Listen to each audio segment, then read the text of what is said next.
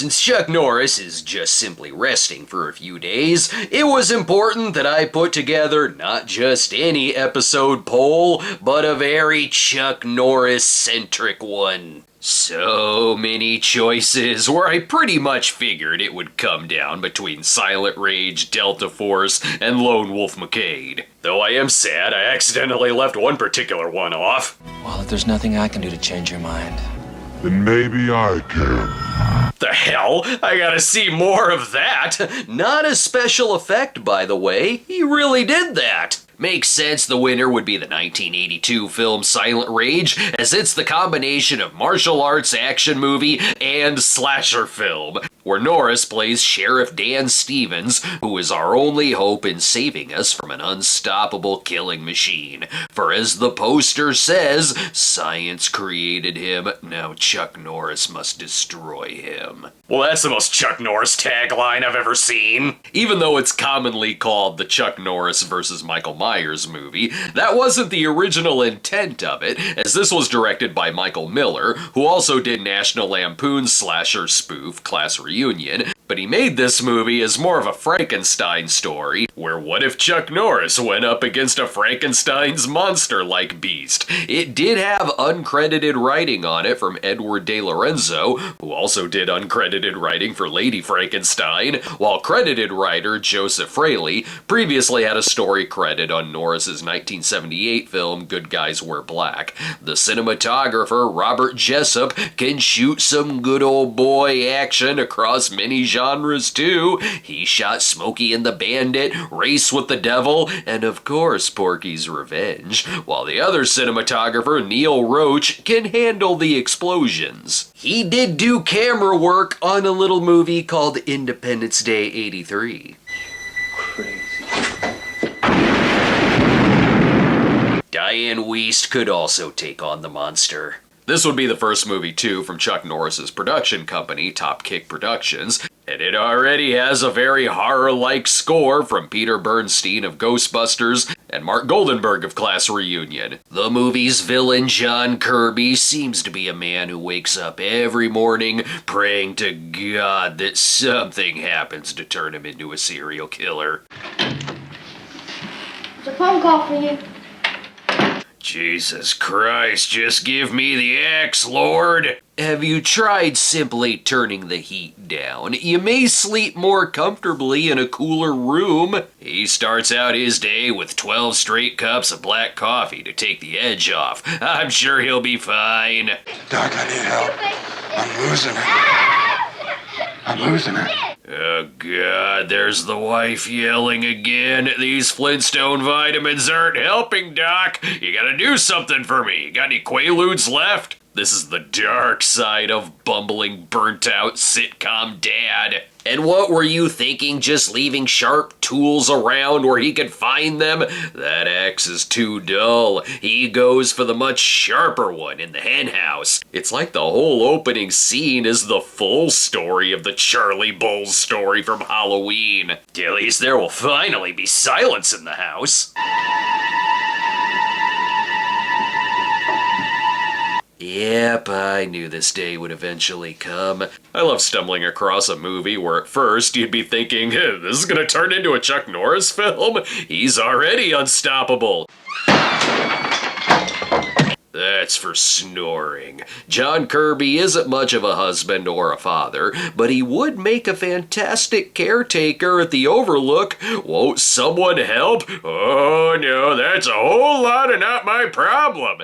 It is pretty intense, as the first 4 minutes were shot in one continuous take, and actor Brian Libby has the perfect look for a psycho killer like this. Help is on the way. A little too late, though. Dear God, this case is too dark for me. Can we get some help from Cobra? He handles axe murderers. Detective Dan Stevens is here to take over from the previous sheriff, Detective Lady Mary.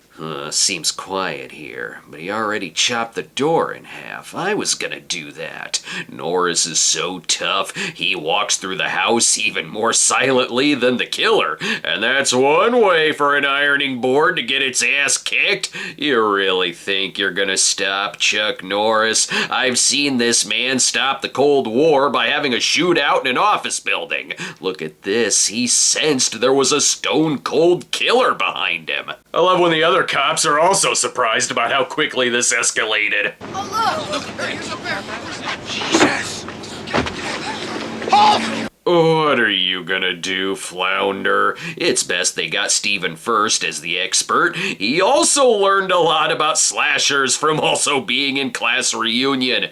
Given that Norris is Texas law enforcement here, I'm gonna consider this whole thing as a solid prequel to Walker, Texas Ranger. Walker would stop a killer with a board to the head. Who is responsible for all this? Oh, of course, his doctor is Ron Silver. Dr. Ron Silver would treat a man who can break through handcuffs. Good freaking Lord! If the movie ended right here at the 13-minute mark, I'd still be like, this is one of the most badass slashers I've seen. Halloween is great and all, but it needed some karate chopping before Michael was shot and fell from the house. Wait, you're fixing him? Why? Why not bring in the doctor who ate Jason's heart while you're at it? I love that Ron Silver is in this. Two of cinema's greatest beards in one film. As for you, Dan, the x-ray shows you're still a badass. You're good to go. Soon John will be too. Against Dr. Tom's orders, they're using a special formula that enhances his cells and causes regeneration. Why on this guy? Isn't there some non-dangerous patient you could try this on? Why is this even a discussion? Phil, I'm telling you, I said let this man die in peace. You guys want to flip a coin or something? What kind of hospital is this? They trick Tom into thinking they aren't gonna use the formula, but then when he leaves, they do it anyway. Plus, look at Dan. He needs a cup of water or something, or a kiss. How you been? Since when? Well, they're gonna have a killer night in the sack. Allison ain't just any old hookup, though. Stevens. Stevens, this is my sister Allison, Sheriff Stevens. Yeah, we've met. Really? We've known each other for 5 minutes and you're already banging my sister? See? What are you doing? Stop it. I will purposely drive this car off the road. So don't even try talking me into going to bed with you again for old time's sake, because you don't have a snowball's chance in hell. Baby, we know what the next cut is gonna be. Yep, roughhousing, where he gets punched in the face. Apparently Chuck didn't care for doing love scenes, as this would be one of the only movies he did them, but he is pretty funny in it. Everyone in this town is horny as hell. No wonder a slasher movie is happening in it. Stephen First must have found the one person in town who gets all turned on when he puts the Baby Huey costume on. Since it is an action movie too, that means that a shit-talking biker gang will show up. 1982 was a prime year for slashers and bikers. I like these two together, though their banter is what you'd expect. Like, good thing you scared him away before I got real mad. And also, can I finish your food, Sheriff? And he gives Charlie some encouragement. I mean, even as a kid, I never was in a fist fight. I had plenty of chances, but always ran away. Have you tried having a massively large penis like me, Charlie? As for the mass murderer they brought back to life, look, now if he kills again, he can self-heal. You are the two dumbest doctors I've ever worked with. I will say the movie's flow is sometimes all over the place. It is a lot of, now here's this plot, now here's this plot, then back to this plot, with no real rhythm to the scene placement, but it is still very entertaining. See, here's a random-ass scene where Charlie talks about accidentally putting his dog in the freezer as a child. I guess he was trying to bark or something because, you know, he had his mouth open like, just like that. What the hell kind of movie am I in? Oh right, an action picture, sometimes. Quick, turn the car and let's go kick some bikers' asses again. Let's take a break, even though I don't wanna. He once was their soldier, now he's their prey. Good guys wear black. See Good Guys Wear Black. Rated PG. Look for this ad. We're back, and holy hell, it gets wild on Sundays after church. Sheriff, put a stop to this. I told you to just let me handle everything. What started as Halloween, then an episode of McCloud, is now the Hellcats. The bikers are even rude to the staff. Bartender, you call the police? Okay, remind me to not live in this town. You'll either get killed by bikers or an axe murderer. Charlie is good, though. He sees some gazongas and thinks he's still at the Delta House. Even when he's on the radio, he's just describing the tits he saw, while Chuck Norris is, of course, the one who defeats the gang. Why is Charlie even on the force? They do follow respectable martial arts movie rules of politely only attacking one at a time so he can throw them through things and kick them in the face. Well, at least this establishment was just as much of a pigsty before the bikers entered. And you can't have a convenient ramp against the window without something getting thrown out. Alright, window's broken. Our work here is done. No need to call for backup. They've learned their lesson. Oh right, the slasher plot. I thought I was in Every Which Way But Loose for a minute. Not quite. I think I'm in a porn now.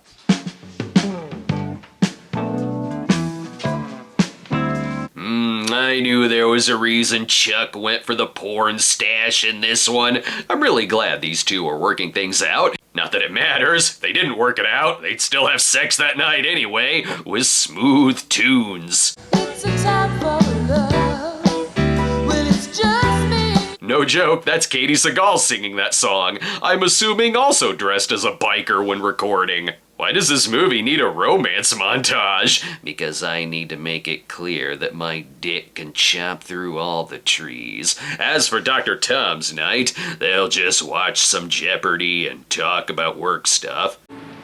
Is that John Kirby thing still bothering you? Oh, you mean the mass murderer they gave regenerative powers to? Yes, it is still bothering me. In fact, John's already escaped. And found the first house to recreate his favorite scenes from Sorority House Massacre. Best go ahead and cook something with the largest knife I have and leave it out to save the killer some time. This part and a lot of other scenes coming up may as well be a scene from Halloween 2, right down to the same POV shot and picking up the knife from when Tom was making a sandwich. He's gonna know where you are. Of course, the killer goes directly to the room with the blood red lighting. He's now stronger than ever, but would still prefer not getting stuff splashed in his eyes. Dr. Ron Silver wishes he was on a less stressful case, like the Entity. At least in this one, he has a gun handy. John, this is Dr. Hellman. I've got a gun out here. Challenge accepted. Bullets still hurt John, but only leave him knocked out for a few seconds, so don't turn your damn back to him. What the hell, John? I was the one who didn't want them experimenting on you. Maybe he knew that the doc would be the only one still foolish enough to walk away from him.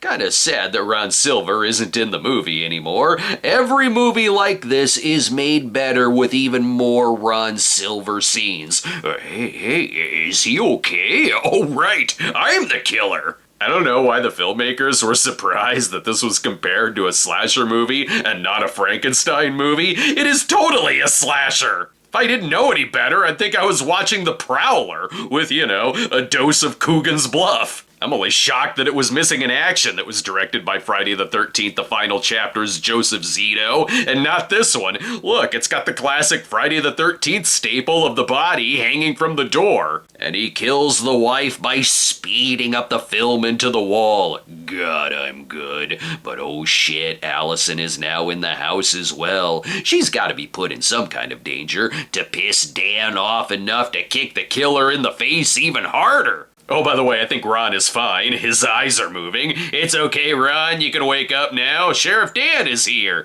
It's those damn bikers again, isn't it? Give me 5 minutes, honey. I'm gonna blow up that damn bar. While the killer escapes in the background like he's a raccoon who ran into the house. Oh, jeez. I'm sorry, Dan. Say, Allison, do you know if the doctor finished his sandwich? Not now, Charlie. And what about the other doctors? Don't they know that John is missing? Phil, I've searched everywhere. I can't find him. It's impossible. It's not here. Idiots! You're both idiots! Oh good, there he is! John, you came back! Why are you shocked he's covered in blood? Look what else they're surprised by! What if he killed somebody? Don't be ridiculous. How? How is that ridiculous? He was already a mass murderer and you gave him superpowers! He's even surprised when Dr. Tom was found murdered. I don't know how I can help you, Sheriff. You don't think it was John Kirby who came back to kill him, do you? There's more important things to check in on. Charlie, why are you sitting so close? You're obviously keeping her from falling asleep. So these two are clearly the real villains, where he's like, I don't care if 100 people die. Our experiment works. And it's not like he's a delinquent biker ruining our dining establishments. Seriously, what did this have to do with anything? It never factors into the John Kirby plot. They still try to put John down, though. Next time we'll use the formula on a more suitable corpse, like Ted Bundy. See, he got him right in the spot between his neck and the pillow. If bullets didn't kill him, neither did poison. Serves you right for walking directly into horror movie chase hallways. Don't you come any closer, this salt water's going right in your arm. He's giving him a taste of his own medicine, as in sticking him with the needle by totally not sticking him with the needle. Let's take another break. I have a feeling this dude isn't going to be in the movie much longer either. And now it's time for Lloyd's Out of Context 911 Nashville Clip of the Week.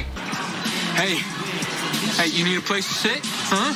Come on, I got the perfect seat for you. All right, pal.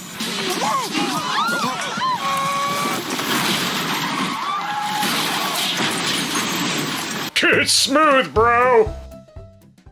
We're back, and am I hungry enough to eat the hazardous material?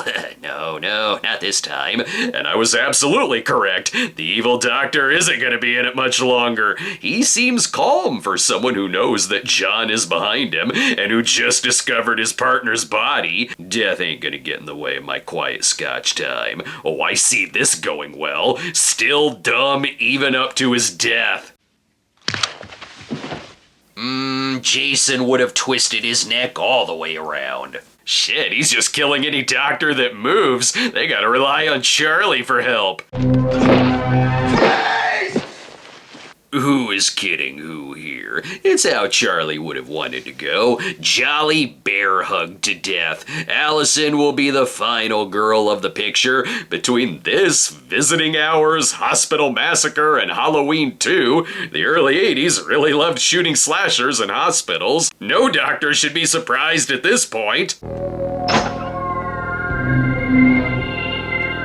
You can't do this! I'm the only one on duty! Dan's got his priorities right. Make sure it's the comic relief who is safe.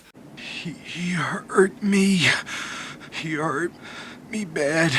What, a Charlie body swap comedy with a kid while he was gone? No, he can't be dead. Who is gonna finish my fries? John done did it now. When Chuck Norris puts on the hat and he too walks like an unstoppable killer, oh, it's on. Move over, Dr. Loomis. The law is in town.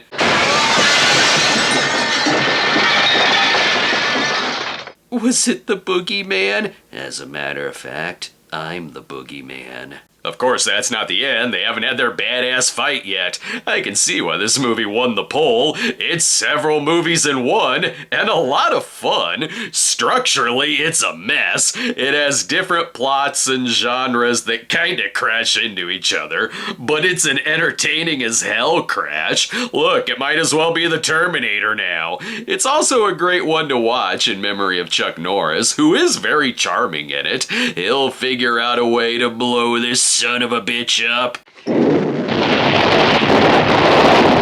pussy. I could have survived that. What's wrong? Too hot for you? Going directly for the water? Amateur. I mean, shit. Kinda do have my work cut out for me here. All to lead to a classic one-on-one Chuck Norris style karate showdown.